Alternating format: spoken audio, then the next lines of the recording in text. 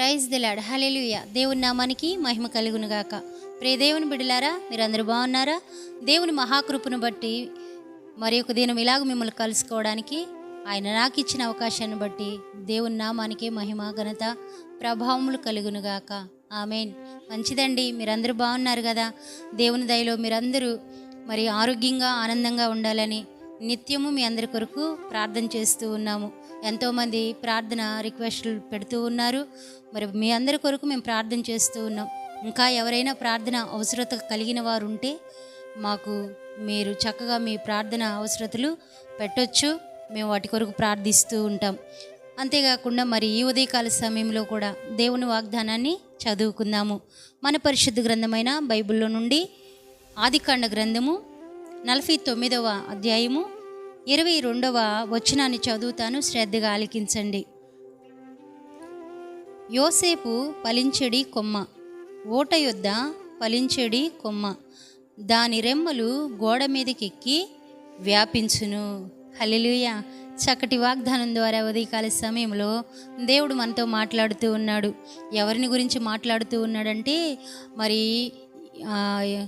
యాకోబు కుమారుడైన యోసేపు గురించి చక్కటి వాగ్దానం ఇస్తూ ఉన్నాడు.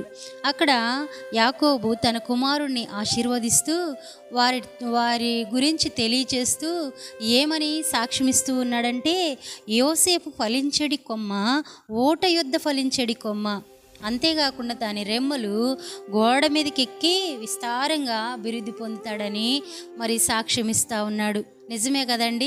యోసేపు తన జీవితంలో ఎన్ని రకాల పరిస్థితులను చూశాడు, ఎన్ని రకాల అనుభవాలకి వెళ్ళాడు, ఎన్ని రకాల శ్రమలను చూశాడు.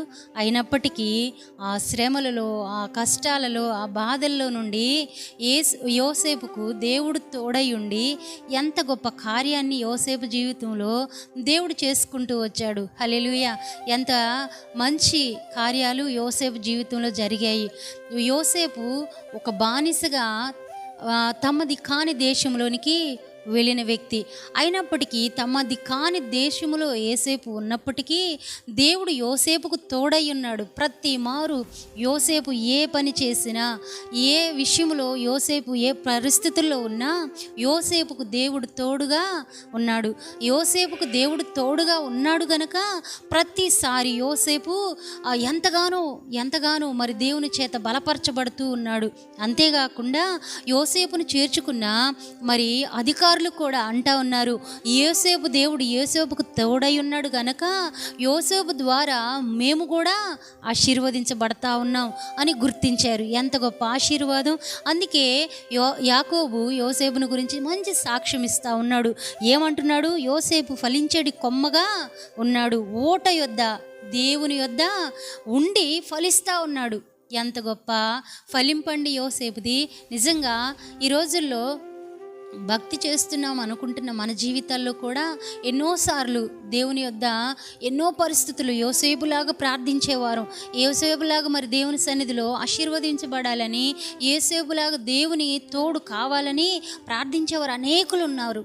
కానీ నిజమైన సహాయము, నిజమైన తోడు యోసేపుకు మాత్రమే దొరికింది. మరి అలాంటి సహాయము, సహకారము యోసేపుకి ఇచ్చాడు కదా. మరి ఉదయకాల సమయంలో నీకు కూడా కావాలి కదా.